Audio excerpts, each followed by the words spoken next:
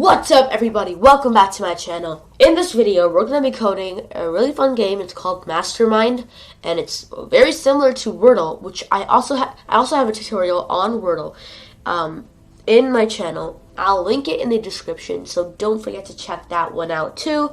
And of course, don't forget to like, subscribe, share this video with all of your friends, and turn on that bell icon so you know whenever I post another video.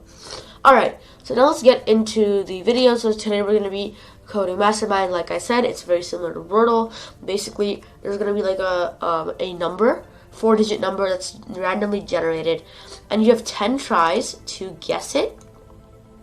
And what's going to guide you is these indicators. Yes means that digit is in the correct position. Maybe means kind of like it's in the word but not in that position, and no means it's not, sorry, not word, in that number. Let me just show you by running it. So if we could guess the code, 1 2 3 4. So now here y, so that means 1 is in the in this mystery number. 2 is in the number but is not in the right position, and 3 and 4 are not in it. So let's try like 1 5 2 6, something like that. So 5 and 2 are both in.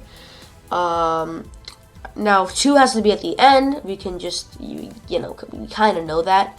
So let's say 1 7 5 2. Oh, okay, that was a pretty lucky guess, the 7 part. So yeah, basically we won because this was a number and we guessed it in only three tries, right? So that's actually pretty fast. That was pretty cool. So anyway, let's get into how the code works. So first we're gonna have the empty string word, and we're basically, it shouldn't be word, you know, it should be number, but it's kind of like Wordle again. It's like a string of like digits, so whatever you want to call it. And then possible numbers. So basically what we're gonna do here in this for loop is we're gonna fill this word or number with 4 random digits from the possible numbers.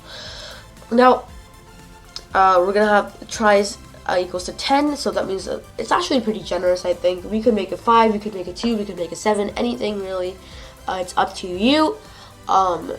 But basically, that's how many tries the user has to guess it. If they don't guess it in those tries, then of course they lose. So now we're gonna have this big while loop controlling the flow of the game, and I do that a lot in my code. I just have this big while loop. It's pretty neat because you can break it any time, and it's like the same repetitive stuff, so it's pretty cool. So as long as tries is greater than 0, user word equals to input guess the code. So that's there. What the user is gonna guess. If the user just wants to break, it's just kind of like a convenient thing, right? So like if they want to break the code, if they don't want to play anymore, we're not gonna play anymore, right? Now here the return word, what we're gonna return by default. I'm just gonna make it 0 0 0. So if I enter something like A B C D, it won't give me an error, or it would not give me an error, but it's just like if I enter some random stuff. Oh, it does give me an error because, sorry, I made a typo there. I made them, whoa, what is happening with my terminal? Okay, so yeah, it has to be 4, not 5.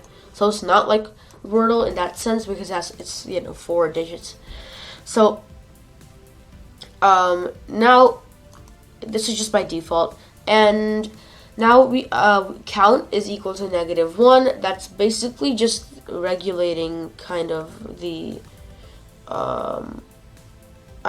so that's regulating the index. And now for this is another loop. It's a for loop, and this one this is just kind of just checks what, like if it's in the word, you know, Y, M, or N, and if you kind of want to be a little, you know, if you want to save a little bit of code, you can also You could also use enumerate here so you can use an enumerate. Sorry.